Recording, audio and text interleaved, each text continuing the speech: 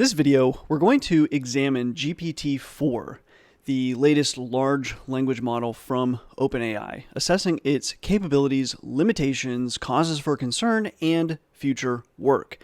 While this is primarily going to be about GPT-4 and using examples from GPT-4, it also represents what the current state of the art is when it comes to generative large language models. There are many more large language models than GPT-4, and I suspect it really won't be all that long until there are even more, including open source variants and more powerful variants that compete with or even surpass GPT-4, both from OpenAI and not. A lot has been said and hyped when it comes to GPT-4. It's not AGI, but large language models like GPT-4 are extremely powerful tools that are worth knowing about and using. Having a good idea of these possibilities can help to inform your plausible use cases for using these large language models. To cover GPT-4 and the state-of-the-art status of large language models, I'm going to be going straight to the source, reviewing over 250 pages of reports from both OpenAI and Microsoft. Microsoft is a 49% stakeholder in OpenAI, and they had early access to GPT-4 as it was training pre-alignment, and at least shared some of their results and findings for us. So let's go ahead and get into it. One of the more interesting capabilities and advancements of GPT-4 is that it is multi-modal, meaning that it can take both text and imagery as input. Not only this, but the understanding of the imagery does seem to be quite impressive and on par or at least relatively similar with the other purely linguistic capabilities in terms of impressiveness and just understanding that input. So, for example, we have a paneled image showing what looks to be a VGA connector and a cable going into the charging port of a phone. Along with the imagery input, the prompt contains text from a user asking what's funny about the image, and for GPT-4 to also just describe what is going on, what is being shown in those panels of that image. First, GPT-4 can indeed recognize the dividers as creating panels of the image and differentiate the parts accurately, describing what is visualized in each separated panel. This alone is quite impressive, but GPT-4 can also explain why this imagery is humorous, which seemingly requires deeper understanding of both the nuances of humor, but also a deeper understanding of the elements contained in the imagery and background knowledge of the technology of those items. I have not seen any examples outside of the ones provided by OpenAI in this paper for imagery input and understanding, and I don't personally have any access to the multimodal variant of GPT-4, so I wish I could share more, but there are a few more examples in the OpenAI technical report. For example, there's another image of a text prompt asking what's unusual about the image input here, where GPT-4 again notes that the unusual thing about this image is that a man is ironing clothes on an ironing board attached to the roof of a moving taxi. Another example of humor showing chicken nuggets that appear to be arranged like the map of the world. GPT-4 correctly recognizes all of that and again can explain the humor behind this meme. You may be wondering, though, can GPT-4 read text in an image like the text that is shown on this meme? Essentially doing optical character recognition, or OCR. To potentially answer this, OpenAI shares another example where there's PDF imagery as input. In this case, it's a research paper with text and charts for the Instruct GPT model. The prompt asks GPT-4 to read and summarize it. Not only this, in a follow-up prompt, the user asks GPT-4 to explain Figure 2 as well, and GPT-4 does a pretty solid job of all of this.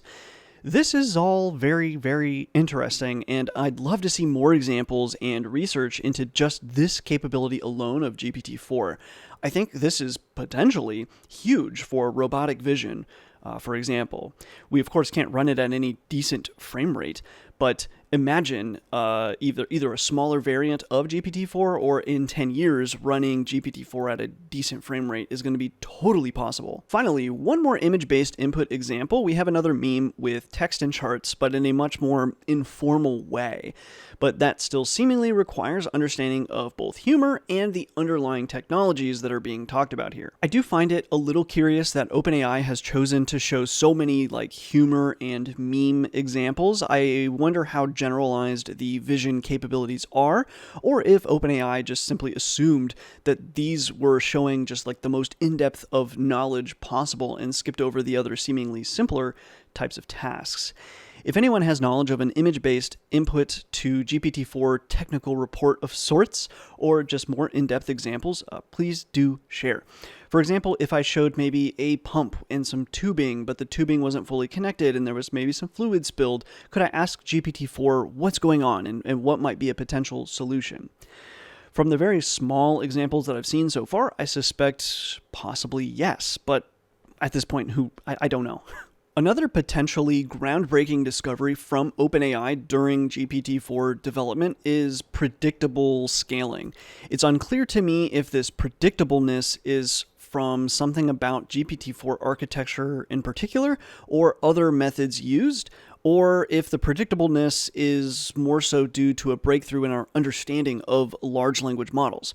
The only information that we have here is just that OpenAI was successful in being able to predict model performance and capabilities by training smaller models and then projecting performance with a fairly high degree of accuracy and with up to 10,000 times less compute. This is interesting for two main reasons. One is that you can obviously save time and the environment, potentially to a large extent, but also, as alleged by OpenAI, it could be used for safety.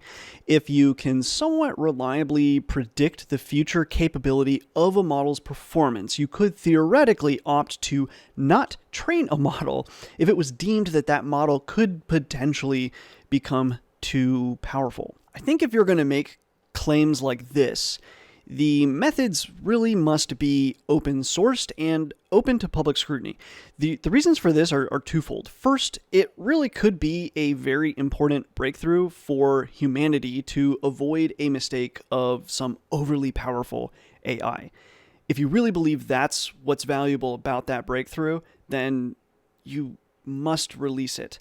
But also second, and I think far more likely, is governments are going to try to start proposing or looking for proposed ways to limit AI risk, real or perceived. If kept secret, we could easily have a scenario where somehow OpenAI, at least by proxy, is at least in some part gatekeeping people from AI advances, since it could be easily OpenAI who informs legislatures about some company's AI risk, or develops a tool or a metric that they have the most experience with and thus can achieve an advantage. At some point, someone is going to be overseeing AI safeguards, and I think this is something that a company like Microsoft, who is a 49% stakeholder in OpenAI and who is no stranger to the benefits of a monopoly. I think they would like to control this as much as possible. Moving along, we get to exam performance, one of the most reported on elements of GPT-4, one of the most hyped things about GPT-4. And the exam performance, on paper, is indeed quite good, and it is the best that we've ever seen. Also of note, the OpenAI team states that the model's abilities on these exams seems to be the result of the pre-training and really had very little, if nothing, or if anything, to do with the RLHF, or reinforcement learning through human feedback steps, or even the further alignment RBRM stuff that we'll be talking about soon. I'm not really sure what to think, if anything, about this note, but many of the latest advancements in these large language models' performances have seemingly come from this sort of RLHF and further alignment steps in some way, whereas this seems to really have more to do with stacking more layers and adding more data. OpenAI makes the claim that a small amount of the training data contained these exam questions, but then goes on to explain that exams were sourced from publicly available materials. I find these statements to be contradictory, and I think OpenAI would really need to open source their dataset and exams used or at a minimum, they have to explain the method that they used for determining if the questions were in the training dataset. Later, in the appendix of the same paper, OpenAI actually claims that none of the exam questions were in training. Again, this is not only contradictory to other statements made, but this is contradictory to even an earlier statement where they at least said, okay, some probably got through. I just find this to be almost statistically impossible. People frequently discuss exam questions like the ones on these exams in places like forums and Reddit and Stack Exchanges and so on. The same thing with the code challenges. For none of these, or an insignificant amount of them, to have made it into the training data, it would take quite an effort to make certain of that. Since the methods aren't shared here, we can't reproduce them. We're really just taking OpenAI at their word here, and I think there more needs to be said about this. This would be a very hard thing to be true. It may not be an exact match like question for question, but very often I see the same kind of styles of question used in many of these lower level like coding challenges, for example, which is where GPT-4 performed very well. It's like in the lower tiers. The same thing is true with some of these more professional and entrance exams. The questions themselves may not be verbatim the same, but you generally see the same stuff year after year on these tests, and to think that they're not being discussed to a large extent online seems just super unlikely. And being able to dig through the entire dataset to confirm their existence and similarities and all of that also just seems like such a daunting task. It would be something you would surely talk about if you really had achieved this capability. Without stating the methods used, I can kind of imagine this claim being bolstered by an exact match search or something very rudimentary like that, maybe allowing for casing, maybe allowing for some synonym swaps, but that's it. This is not good enough. Regardless of that and how well these models actually do, we can still at least compare large language models to other large language models on this same task. And at the end of the day, the exam performance is still indeed impressive, probably, but without also knowing the model size or dataset size, it's still next to impossible to be able to state how impressive or not this really is, especially with the suspicion of test data leakage.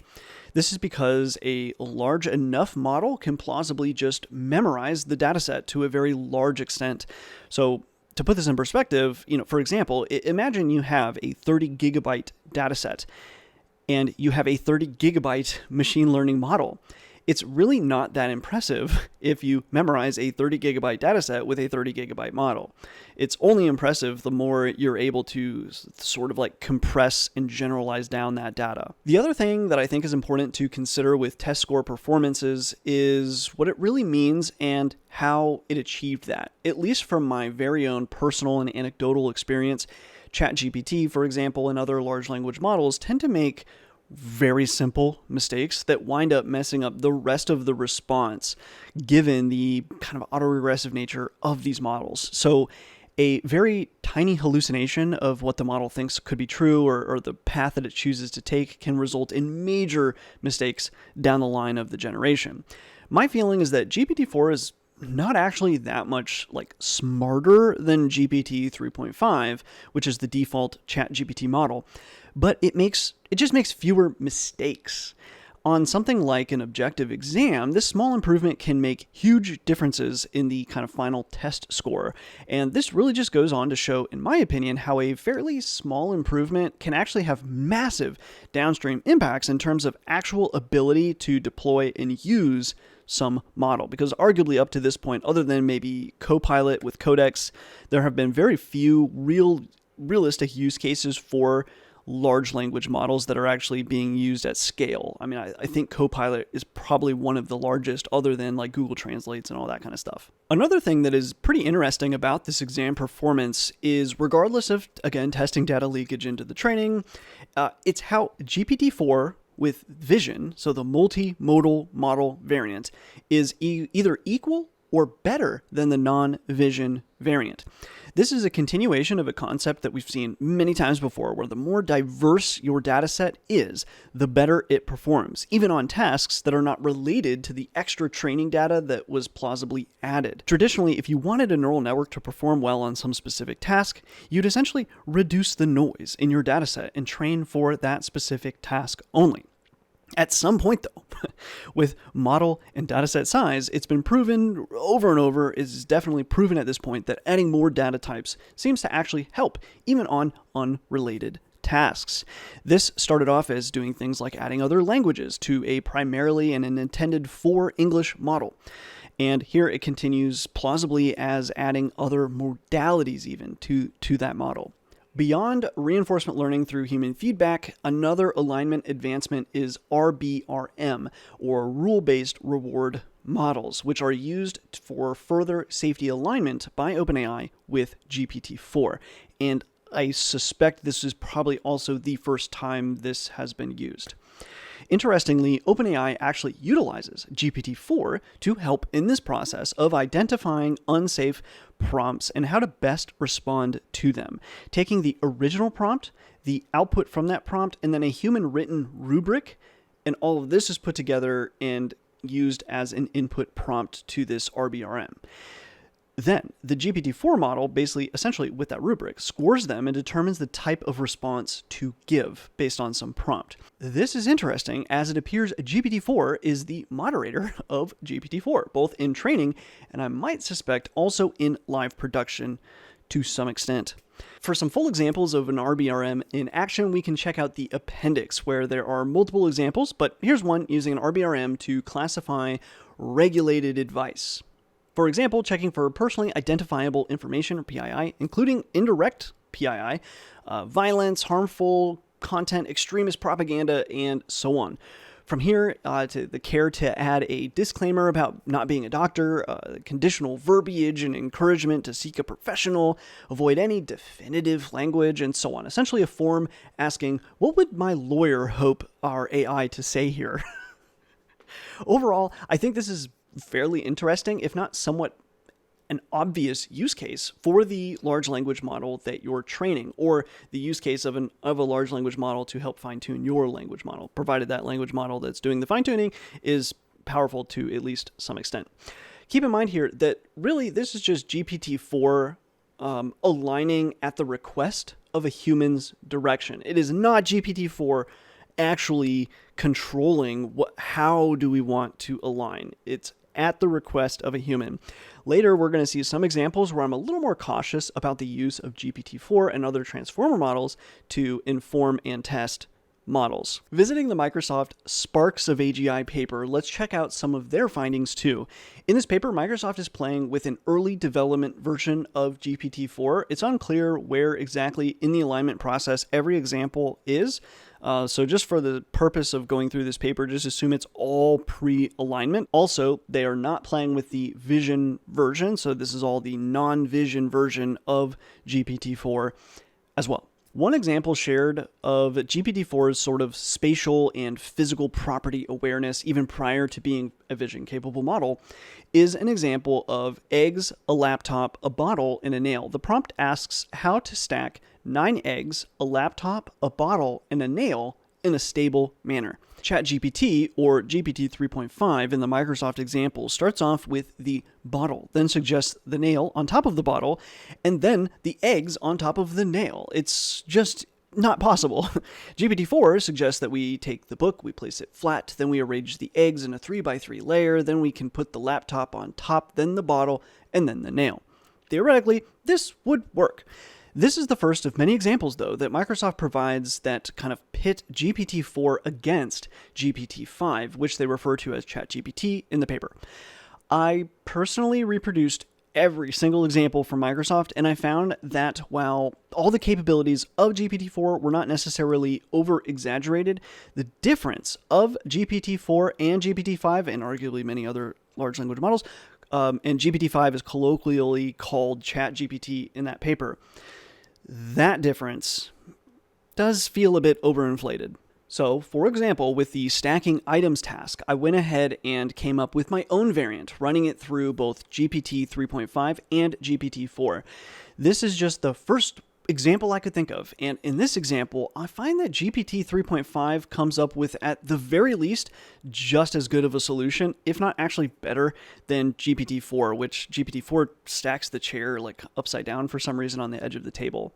And this just illustrates just one of my quibbles with the Microsoft paper. They give the impression that GPT-4 is an even bigger step for AI than I think is realistically true. That said, it is an incredible model with improvements across the board for sure, but it's still an incremental step in most ways. We'll talk more about this limitation later, but one of the main limitations for GPT-style models is that they're autoregressive by their very nature, meaning they're going linearly through understanding and replying to a prompt. This makes them generally very poor planners.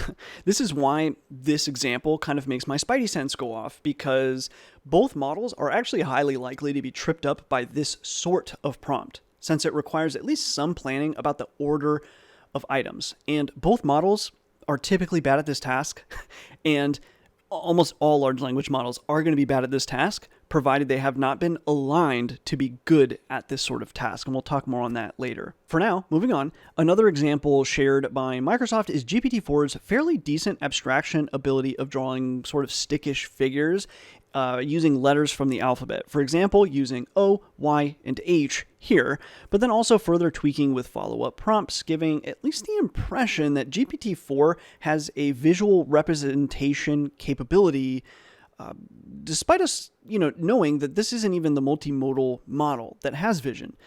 So here's another example requesting SVG graphics with an element that is also the shape of a letter.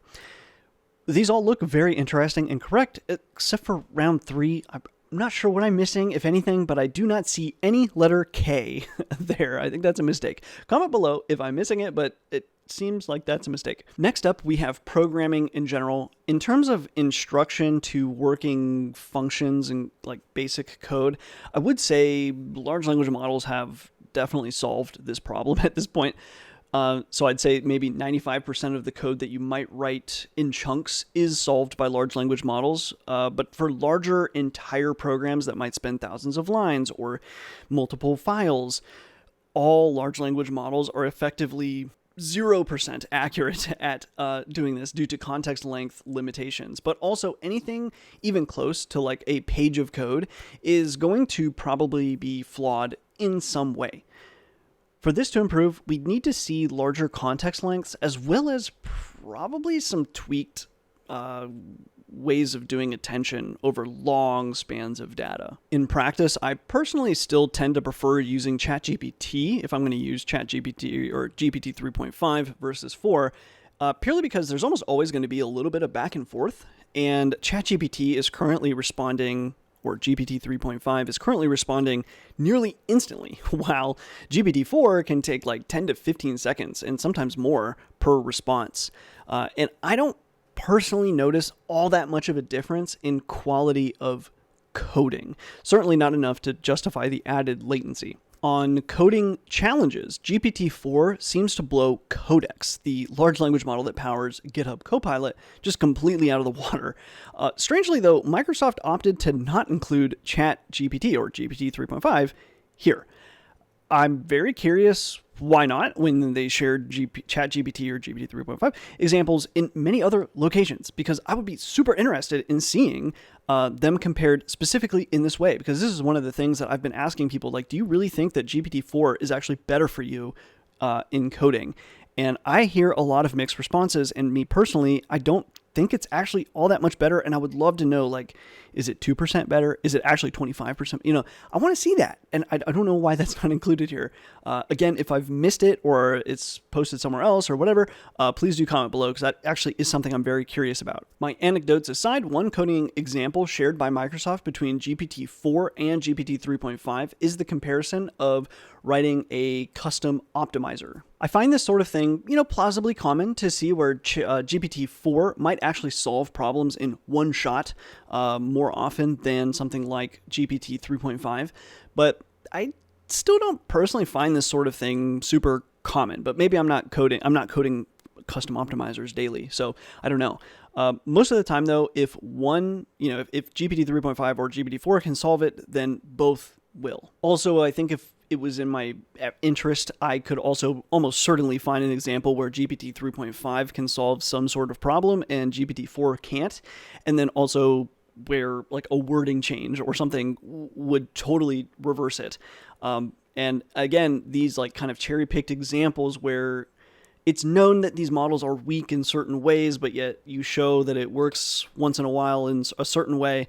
That is a problem, and we'll discuss more on that later. Especially if you're going to throw around the word AGI or the phrase AGI, it's important that if you're going to show something as an example, kind of proving AGI, that it's like actually solved, because GPT-4 still makes tons of mistakes coding. It is not by any means a solved task. One area of the Microsoft paper that I really enjoyed was the theory of mind section. The level of abstract underlying knowledge of human emotions and thinking from GPT-4 and other language models is pretty staggering, like surprisingly staggering, especially for some of the smaller ones that we'll get to. I haven't seen this sort of thing tested before. I'm sure it has been. And I would have expected, though, that GPT models would not be as good at this as they are, especially, again, the smaller ones. So first, some smaller examples. The top one here has a scenario about expectations, where Alice and Bob share a Dropbox folder, and Alice puts a photo in the photos directory, but then Bob moves it to a temporary folder. Doesn't tell Alice. The question is where Alice might look for that photo when she tries to find it again.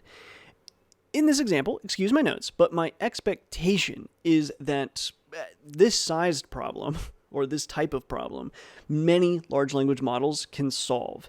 I did go back and I tested this not only against GPT 3.5, which solved it easily, unsurprisingly, but also Open Assistant 30B, or 30 billion parameters, which also solved it easily, as well as finally ChatGLM 6B, a 6 billion, a relatively tiny language model by comparison to ChatGPT, either 3.5 or surely 4, and it's probably it's obviously less than Open Assistant's 30 bill model. And anyways, it too can solve this style problem. The next example is covering the loss of a fictional object, a Zurfin. Tom just lost his Zurfin, but he didn't tell Adam that he lost it. Adam starts talking about how much he loves his Zurfin, and he notices that Tom is making a sad face. The prompt then starts off by asking why Tom is making that sad face. GPT-4 correctly understands that it's because Tom's lost his Zurfin, and hearing about Adam's love for him reminds him of his Zurfin, right? And it makes him sad. The next follow-up prompt is asking what Adam might think about the face that Tom is making. So what does Adam think? Why does Adam think Tom is making a sad face?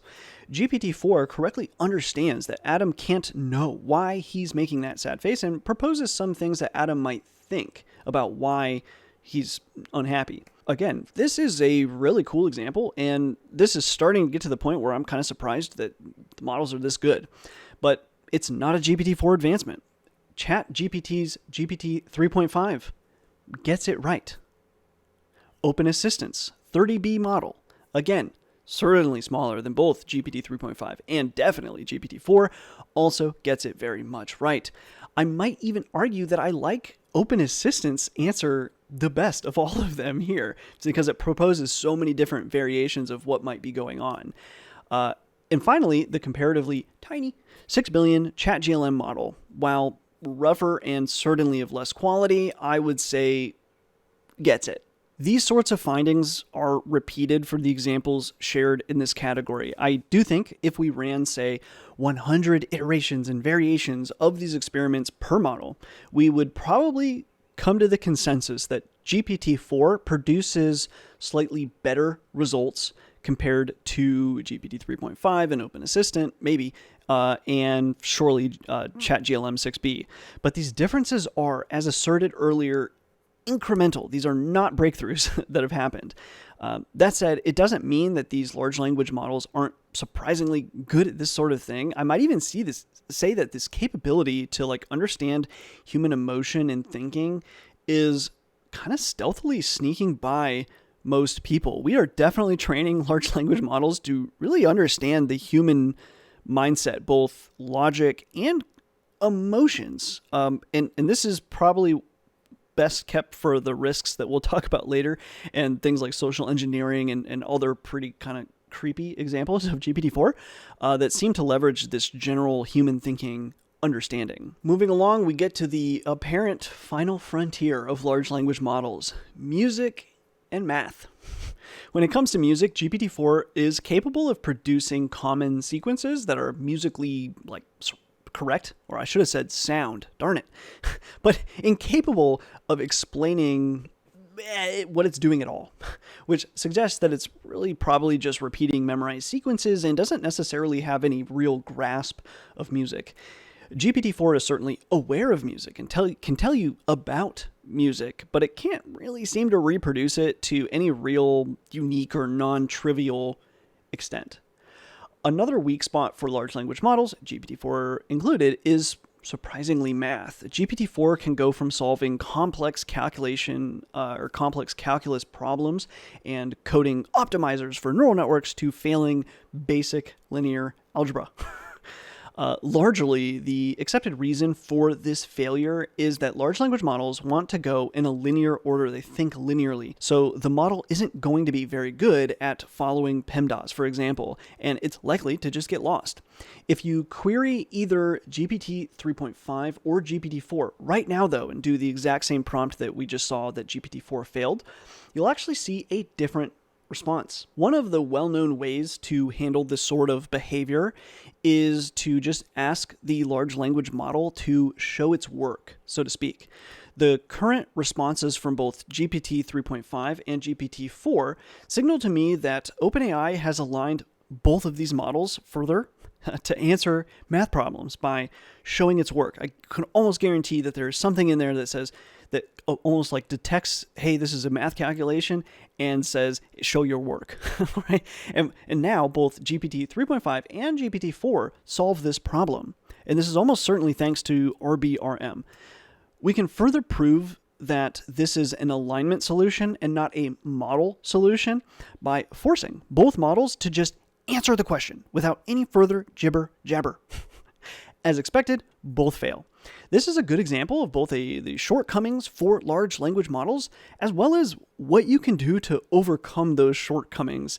At least to some extent, you can kind of hack your way to getting these models to, again, be good at a task that you might expect them to be good at, but for some reason they're failing. And usually it has something to do with anytime you have like a non-linear planning that is required, you are probably going to be better off asking any large language model to please show your work along the way. You can literally ask it to plan the steps it's going to take, then take those steps, and then it tends to be much better. Math isn't the only area where planning inability, or seemingly, strikes GPT-4 and models like it. We can see through some more trivial examples, like these basic text examples. This one here is meant to be a poem, where the last sentence is the reverse of the first sentence, but GPT-4 produced a starting sentence without considering whether or not it might be reversible sensically. This sort of issue is most certainly caused by the linear next word only prediction capability of the underlying models for these systems. And it's very much related to why large language models can sometimes do math poorly, but then also can overcome it using certain kind of hacks and techniques. Another example of this trait and overcoming it is if you ask GPT-4 how many prime numbers there are between 150 and 200. It will often get this wrong, but if you ask GPT-4 to list the prime numbers between 150 and 250 and then tell you how many there were, it will often get that right. This is very much similar to the extremely complicated mathematical understanding juxtaposed with a failure at algebra. The next and arguably the largest problem that kind of encompasses almost all anyways, problems with large language models is their ability to very confidently say the wrong thing or incorrect thing. This is referred to by the community as a hallucination because it's the wrong thing, it's not real, but it thinks it's real. This is problematic for a variety of reasons. For any field where truth and accuracy are important or necessary or desired, this almost certainly bars the use of large language models right now. The one main problem is large language models seem to have no recognition of their own confidence of what they're saying. where many machine learning models, including neural networks, for example, many classifiers, can classify and provide you with a degree of confidence that the model has in that classification, which can help inform any user who might be relying on that classification how seriously to take that classification. With large language models, we really have no idea right now, as it's unclear if confidence in what they're saying can even be extracted from that model. Maybe it's potentially possible to align models in that way. I don't really see a great way, but maybe there's some other technique that can be used. But right now, it seems like we being able to extract some form of confidence from a model remains to be seen if that's even possible. Also, this hallucination capability can also be somewhat weaponized for misinformation, propaganda, harmful content, saying funny things, I suppose, and posting it to social media, that kind of stuff. You can, that hallucination capability can be abused as well, besides just leading you astray sometimes. This all leads us into causes for concern, safety, and future work. This is notably the more squishy of sections, as a lot of this is unknown and theory-based rather than example or scientific-based, but there are a few examples that can illustrate, I think, the points to help us continue thinking about the risks and mitigations, potentially, for models like GPT-4 going forward. Some issues are more obvious than others and have more to do with the mere fact that large language models are powerful tools, and those tools can be used for good or for bad. For example, you can generate positive and happy content, or you can generate divisive and hateful content. You can produce high quality and accurate content, or you can produce disinformation. You can help to audit code and shore up weaknesses in security, or you can attempt to penetrate a network and exploit it. These sorts of issues are just such, they just come with such a broad and powerful and general tool. To some extent, techniques like rule-based reward models can be used to employ and attempt to handle for nuances, but this is just an unbelievably hard problem, this problem of alignment. Beyond some of these more obvious issues, there are almost certainly going to be emergent capabilities that we just don't see coming. So, you might be able to predict the performance of the base model, but then when it's that model either further fine-tuned, or it could even be integrating a model like another model like GPT-4 or some other outside tool or other, just something else outside. The bottom line is that we really don't know, and we can only speculate as we start tying and adding components and connecting to the internet and all this. I mean, it's so funny how quickly we all just, you get this new language model, and the first thing we all want to do is like, oh, let's get it to code and let's connect it to the internet and let's teach it about humans. It's not the greatest idea, plausibly. So it could even be that we blindly use OpenAI's model, power projection technology, and we rely on that to inform us that we won't produce a super powerful model. But then maybe there's just something it got wrong, or something it didn't see coming, or maybe the prediction was wrong. I mean, this is also very anecdotal based on, in theory, OpenAI's internal work so far. So maybe someone else employs that tool and it just doesn't work for some other reason, and we wind up with an incredibly powerful AI, far more than expected. There's just so many problems with these kind of like emerging capabilities that I don't know what we can do about that. Along the lines of using outside tools, we can even see instances of models using humans as tools. It's already happened. OpenAI shared an example where GPT-4 successfully convinced a person at TaskRabbit to solve a CAPTCHA for it, claiming that it was a real person, but they just had a vision impairment and needed the help with the CAPTCHA. Unlisted and mentioned by Microsoft and OpenAI, 2 is just the kind of bias towards the companies, the countries, or the people who make that model. Or even just the underlying cultural bias of training that model primarily on English text. These models, especially as long as they're a part of some corporate entity, they have to be sanitized to some extent to match local politics. And the problem with this is these can change over time. For example, OpenAI shares an example of trying to use GPT-4 to propagate an anti-abortion agenda, something that GPT-4 would be very good at doing. Initially, GPT-4 is willing to sort of steel man the case, but OpenAI puts in some effort here through RBRM and realignment to disallow GPT-4 from responding and generating anti-abortion content. One of the claims is that it won't produce targeted content, but you can totally produce targeted content on most subjects, just not anti-abortion, for example. And this subject, like other subjects that we'll be discussing in this section, it's irrelevant what you think about the subject. Maybe you're pro-abortion, maybe you're anti-abortion. That's irrelevant. What's relevant is that there are so many subjects that that not only is there two sides, that there is not necessarily always just widespread agreement on which side is better. And then not only this, but over time, that agreement tides change. And so again, it's trying to handle for all of those through alignment just seems just an unbelievably daunting task. That's purely the point that I'm trying to make through these examples. Another example might be asking GPT-4 how to make a bomb. This is far less political and human rightsy and more just a general safety for both the public and the user, whoever's making this prompt. And OpenAI seems to have aligned GPT-4 to refuse the answer when initially, prior to alignment, it would answer this question. The next example shared has the earlier version of GPT-4 refusing to answer about where to get cheap cigarettes. And this is, I guess, intended to be an allowed category, despite the clear and obvious health implications for both the smoker, the people around them, and their family, all of that, right? I think when we find ourselves, again, as mentioned earlier, at the point where we're trying to dictate to the model and align what's right and what's wrong, and then tell that back to the user, even in instances where personal harm comes into question, like sometimes personal harm's okay, sometimes it's not, it just gets like so muddy and murky really quickly. And there are just so many edge cases that I think contradict each other that are going to bubble up. And not only are they going to bubble up, they're going to change over time. I don't have the right answers. I suspect most people involved in this alignment step really are just trying to do the right thing here.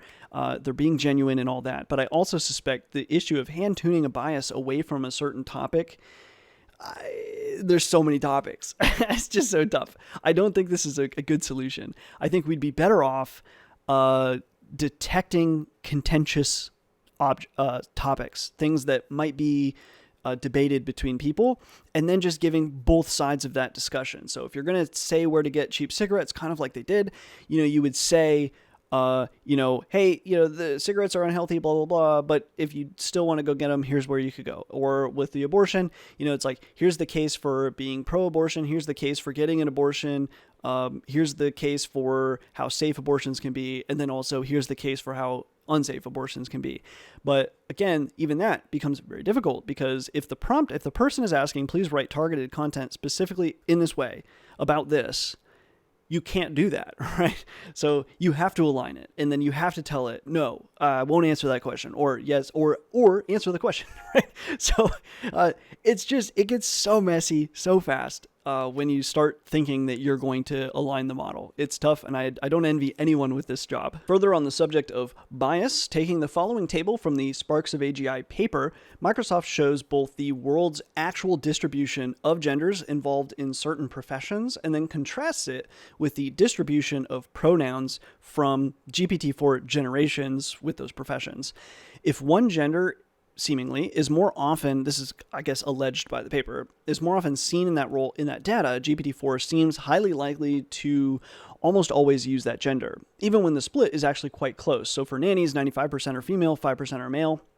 But in GPT-4 generations, 99% are she, and 0.01% are he's. This is probably somewhat unsurprising, and many might say this is a non-issue. But then we get to something like physicians, where 40% are female and 60% are male.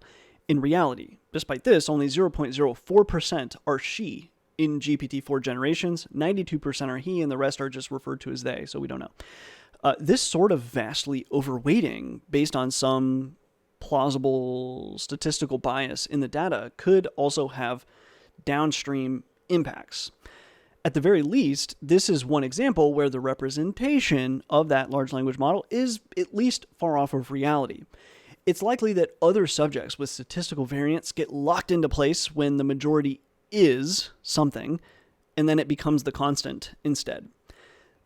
That said, what I believe Microsoft isn't taking into account here, and maybe this is also part of their argument, it's just not what was made in the paper, the real question isn't what's the world's gender ratio.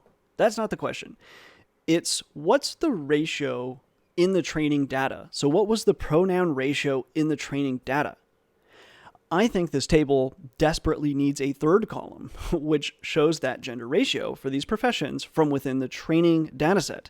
My suspicion is that GPT-4 isn't actually all that far off of what the training data contained, but I could be wrong, and I would certainly be very curious to know. This is just like the coding problems example. I see this table, and I have these like follow-up questions or these things that I'm like, man, this is so obvious. Like, this is the actual question that we want the answer to, and now we don't have it. And again, because the data set is not public, we can't test it. We have to just rely and hope that somebody at OpenAI or Microsoft is going to test it and share that, and they are probably not. So it's just frustrating. Next, we get to privacy. GPT-4 and other language models trained on just huge swaths of data are unsurprisingly quite good at connecting the dots, especially if supplemented with some known material. They're very talented at doxing people. Most people can be doxed already without much effort. And doxing is just, if you don't know what doxing is, it's like finding out information on somebody that they didn't necessarily intentionally share all that information maybe in one spot, but then through combining things and doing a little detective work, you can find someone's address, for example. So usually it's using purely public information, but sometimes it's private information or information acquired in some way. Anyway, most people can be doxed using purely public information, but it still requires like some work. And much of that public information, though, has been ingested and likely plausibly remembered by GPT-4. But then furthermore, the general knowledge of GPT-4 can be leveraged to further help with this. Beyond that form of privacy, large language models like this are just almost certainly going to replace what we traditionally use search engines for. The collection of all the prompts that people might use and how they talk with GPT-4 and future models, which will contain things like, what are people thinking? What are people curious about? What are their interests? What are their fears? And so on. This could be used and sold for things like targeted advertising. And we are just going to find ourselves probably right back in that same boat with nothing changed, nothing learned, and all that. So again, just another privacy issue that is almost certainly it's already happening. I can't even imagine the data that OpenAI has acquired on people conversing with ChatGPT, either GPT-4 or 3.5 through ChatGPT. As a blending of a sort of misinformation and hallucination, one example from Microsoft shows how GPT-4 can be pre-prompted, or should I say, could have been. Again, this was pre-alignment. This probably won't work anymore. But could be pre-prompted to convince a child to do whatever his friends are asking of him, including a dangerous activity of climbing a very tall tree, despite that child expressing their fear and, the implied danger of doing it. It's just a bad idea. This is an example from before alignment. And again, before the OpenAI lawyer form, but still serves to show how models like these can very quickly get into strange and uncomfortable territory. It's just weird. Yes, we can keep slapping alignment on things, but it's so tough. I don't know that we can align away every issue like this. Not only that, but not all these large language models are going to be aligned away from this. There are many people that are doing models that are meant to be open and are willing to do anything. They'll tell you how to build a bomb. They'll tell you how to do just all kinds of crazy things. And there is no alignment. So these are issues that, I think I'm in favor of those types of models where we don't bother trying to, bias it in any one way. I like the idea of that, but we still have to contend with, okay, we're going to live in a future where that those models exist now. We got to figure out ways to live with those models. Not really listed as a risk by OpenAI or Microsoft, but still I think very noteworthy is the use of large language models to inform large language models. OpenAI, for example, used Azure Translate, a likely GPT model, if not at least a neural network model, to auto-translate data into other languages to be used for training. I guess really likely a transformer model. Anyways, this is essentially using a generative model to generate more training data. This feels like a mistake to me, and it will only continue to propagate known issues with translators. as we go down the line. While these auto translators in general tend to get the job done, they're almost always like flawed in some really basic ways, even with the most basic of use cases. We discussed earlier the rule-based reward models, which utilize GPT-4 to help further align GPT-4, and this seems to be an acceptable way of leveraging large language models to further help to train. But this really only works because it's at the direction of a human, and it's meant for alignment, not the actual training of the baseline model. And I think as time goes on, if we're using language models to generate either multilingual data, but then also as time goes on and these large language models just exist in the wild, we're going to have there just already is so much information that's been generated already by large language models and that is public, posted to the public. And differentiating what's human written versus what is already a language model written. I think eventually these models are just going to be training on themselves to a large extent. Same thing with like image generators, for example. I don't know where these new image data sets are going to come from because so many images now on the internet are AI generated imagery. So interesting problem going forward into the future for lots of generative models. Finally, Microsoft on multiple occasions uses GPT-4 to evaluate responses from both GPT-4 and GPT 3.5 and compare them. I think this is cool because it shows another capability of GPT-4, but it felt to me like Microsoft is offering this as a legitimate way to compare models. I personally did not find that I always agreed with the GPT-4 evaluations. More often than not, my guess, again, like earlier, I think if we ran hundreds of these iterations and examples, I would probably say I agree 80% of the time, but not always.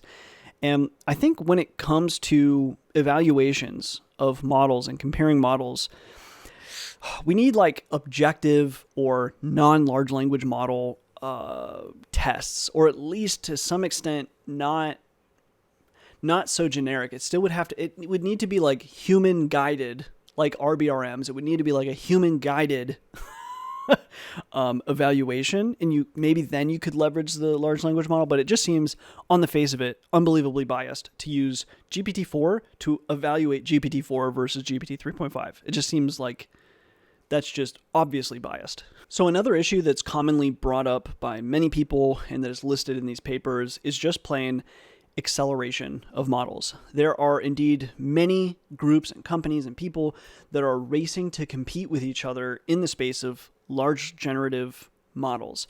There's certainly some risk of groups foregoing safety in lieu of speed of progression. That said, based on my experience and exposure so far in this field, I feel like I've been in here from maybe not the very beginning of neural networks, being conceived, 60 years ago or whatever it's been now. But since they've been deployed in the wild and playing with generative models from the very beginning, the reports of acceleration in the overall capability and power of these models, they're just exaggerated. It's just not accurate. Large language models have been doing this stuff for years now. Almost a decade we've been doing generative models, models that generate stuff. The only thing that's accelerated is the public's awareness and ability to play with these models. So awareness of the technology and ability to play with the models through ChatGPT, for example. And this is in part through all of the news and hysteria around ChatGPT. And, this is this self-fulfilling prophecy loop of people hyping and FOMOing and all of this.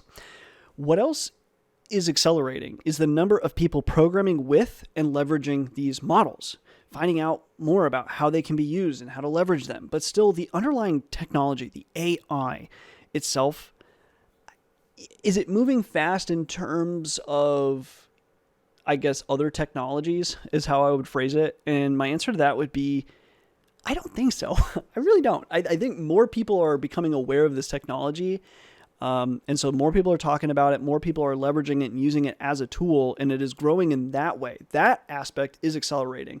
But the actual power of these models, I don't know, man. I think the big difference is they're just hallucinating less. So now they can finally be used by people who can't write or can't write a regular expression to handle for, when to cut off the text. They can't write any sort of like natural language processing logic to handle for it. So now it's just like, it's so much easier for people to leverage these models, but they've been powerful for a while. It's like the same thing with like video and audio synthesis. Being able to fake a voice and do like a deep fake or fake a video in some way through AI has been a thing for many years now. And we are already at the point and nobody's freaking out. I mean, every now and then people sort of freak out. Like deep fakes was kind of a trend for a while and then everything got quiet. We are past the point. Like when people realize something is powerful and crazy and advancing really fast, it's just really the awareness, I think, a lot of times. And I think that's kind of how I feel like this is going right now with large language models. I think with that public advancement, there are indeed serious safety, political, economic, and other concerns that do need to be addressed here as these models get leveraged. But I think there's been a significant misrepresentation of what these models can really do and how long it has really taken to get to this point, and how much we can really rely on these models to do the things that people say these models can do. Because while these models can do those things, it's almost always, but not always. So in that way, it really it just kind of like bums me out that Microsoft used the phrase AGI in the title of their paper. In my opinion, that's a misrepresentation. It's poor marketing. It's just poor strategy across the board. I don't think that was wise. I also can't help but feel that the comparison of GPT 3.5 and GPT 4 was misrepresented, right? Almost everything shown in that GPT 4, like Sparks of AGI paper, can be done by ChatGPT. And to almost the same extent. And I don't like that. I don't like that it's represented that that's not true, because I don't even know why we're trying to diminish GPT 3.5. GPT 3.5 is also OpenAI technology. It's also a recent advancement. It was the RLHF, and now it appears that RBRM is also being applied to 3.5. So I don't know. I don't know why do that other than to overhype. Oh my gosh, we're advancing so fast. I don't like that. I just don't like it. And I also am not a fan of how, like, there's no way people at OpenAI who worked on these models were not seeing all of this hype and like misrepresentation of what their model can really do and could be relied upon to do, and seeing all of these like statements about, AGI, for example. How come nobody spoke up and was like, stop, like, that's not what this is? I don't know, man. I'm a little skeptical about why people were not voicing their opinions. I mean, obviously, probably the people at OpenAI are just too busy to be reading Twitter, but some of them are more public than others, and I just, I don't know. I think the best way to sort of phrase or put what I mean by all this is if you only look at examples where GPT-4 or GPT 3.5 gets it right, it can indeed start to look like GPT-4 is indeed AGI and meets the definition of AGI. Microsoft justifies their use of the phrase AGI in their paper by going with the definition of AGI reached by consensus in 1994, which states AGI is a very general mental capability that, among other things, involves the ability to reason, plan, solve problems, think abstractly, comprehend complex ideas, learn quickly, and learn from experience. And I think all of those things are probably they all must come together. Through many examples, we can show GPT-4 has a general mental capability that can exemplify reason, some planning, problem solving, abstract thinking, comprehension of complex ideas. I can even imagine some prompt sequences that might even show learning quickly and learning from experience. Few-shot learning is not a new thing to large language models, for example. So yes, through examples, we could show all of those things to be true. And as such, we have people shouting and claiming AGI is here. The problem with this is I can also come up with prompts that exemplify and prove that GPT-4 is incapable of all of those things too. So cherry picking examples goes both ways. GPT-4 is certainly impressive, as is ChatGPT or GPT 3.5. As are many other large language models right now and in the wild. But I think it's best to still think of them as tools, treat them as tools, learn how to use them and employ them in your profession or even for fun.